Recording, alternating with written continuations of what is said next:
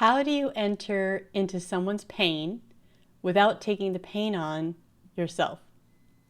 That's a pretty good question. I received that question from a community member recently, and I wanted to dive into it with a couple of different perspectives to share first.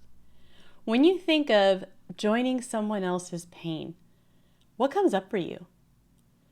Take a minute to just reflect and notice what happens for you. Is there something happening in your body that says, oh gosh, I don't know about that. They might be sad or angry. Maybe you don't have all those thoughts, but just notice if there's a part of your body that starts to tense up. Or do you lean in and immediately feel weighted down, sad? You can feel it already before you even know that someone else is feeling sad. What's happening for you? Or are you just curious? That could be the case too. Noticing what's happening for ourselves is going to be a vital piece in being able to enter into someone's pain well. When we are overcome with emotion or stepping back and find it very difficult to engage with emotion, it's going to be very difficult to meet with the person where they're at from a place that's helpful. When we're highly emotional ourselves, then you have two people with what we call dysregulated nervous systems. That means the nerves in our body are not regulated to function the way they're designed. They're really heightened or they're shut down. Something is off kilter a bit. And you have two people that are both really angry, for example. I got that. And it becomes more chaos. And you're not going to be able to calm down together very well. There's something that happens between two people. It's called co-regulation, is this idea that we can help another person regulate their nervous system if ours has the ability to be regulated when we're with them. That is one of the key ways that we can enter into someone's pain without taking it on ourselves. If we're able to show up, if we have enough capacity within ourselves so that we can show up from a place of remaining semi-calm. And I'm not talking about necessarily flat affect, because that may not be helpful either. When someone is really sad, for example, when we're able to join with them, we're connecting to the fact that they are feeling sadness. We might feel some of that sadness with them. That can help them feel the WITHness and the presence of another person the way God designed. Comfort one another as you have been comforted. That verse, to me, that includes this way that God made us. It includes this design of God within us that I mentioned before called co-regulation. We receive comfort. Our nervous system is more regulated. Then we can provide comfort to others. When we receive comfort from encouraging words or insight or other things that help us in some way, maybe it's not directly with the nervous system, but it helps us be more healed in our own mind and body, for example, it increases our capacity and our ability to be with someone and to not take it all on for ourselves, to not be so weighed down by their pain, and to be able to be with them with enough emotional connection that allows them that opportunity to feel that we are literally with them in their heart. That WITHness that I talk about, God's WITHness, Immanuel, God with us. That is a sense of presence of knowing, acceptance and love that is with us and remains with us. Another concept that comes to mind with regard to entering into someone's pain and not taking it all on yourself is this idea of boundaries. For many people, when you think of the word boundaries, the initial thought is, this is where somebody cannot cross a boundary, they cannot do this, or I'm not going to do that. There's all kinds of things around what we are going to allow in our lives, but it can be a little bit off kilter on the real concept of boundaries, because ultimately boundaries define what belongs to us and what belongs to someone else. What is our responsibility, our burden to bear, the load that we carry. In scriptures, we talk about, I should have pulled this verse up because I can't remember it exactly, but it talks about each one should carry their own load and we carry one another's burdens. We have our own loads, but we also are designed to carry burdens with one another. Boundaries help us define what's what. It defines what we're responsible for, our thoughts, our choices, our feelings, our emotions, emotional regulation. That belongs with us. It's our nervous system, our thought processes, our experiences, our filters, all the different things that belongs with us. When we're joining in with someone else's pain, and the original question says, how can you join into someone else's pain without taking it all on for yourself? There needs to be development of boundaries. So we first talked about the capacity that we need to be able to be emotionally regulated enough to be with that person, because that regulation gives us co-regulation opportunities. Our nervous system is going to impact their nervous system so that they can settle down what needs to be settled inside of them and allow space to feel seen, known, and loved and more settled within themselves.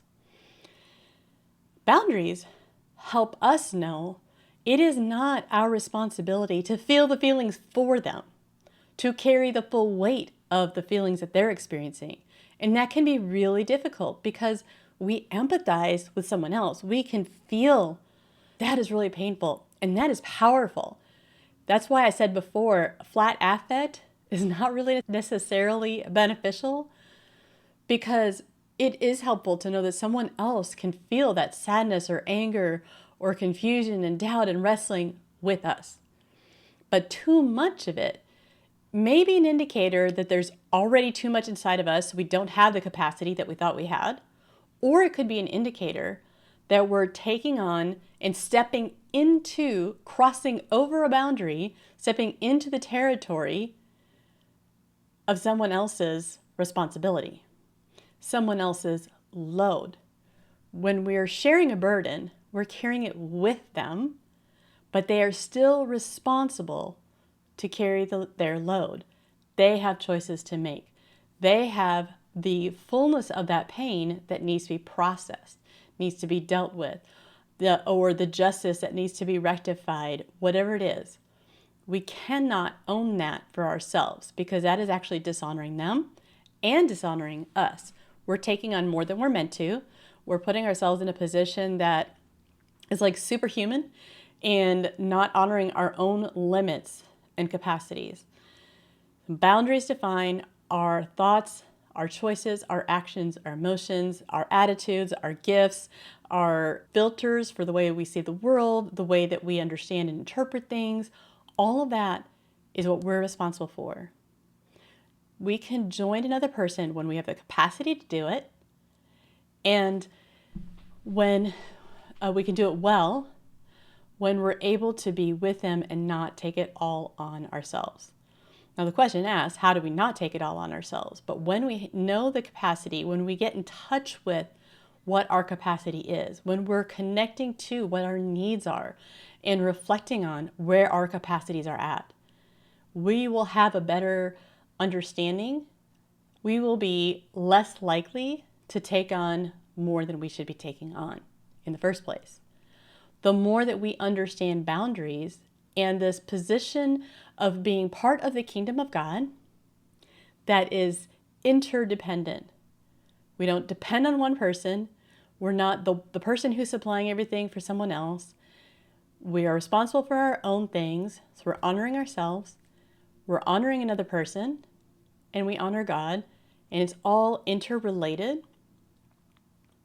When we have healthier understandings of that and ability to live within that framework, we also have more that we're able to offer when we're with someone in their pain. Now, that doesn't mean that we don't do it until we have everything perfect and ready to go. That is not what I'm saying.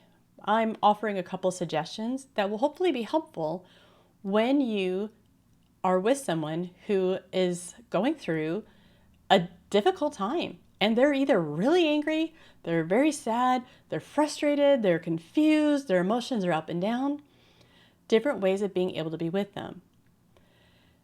Another important piece of that is actually being able to be with them, their perspective, allowing them to share what their experience is like, being curious, exploring and connecting with what they're saying and experiencing, just validating that it's real.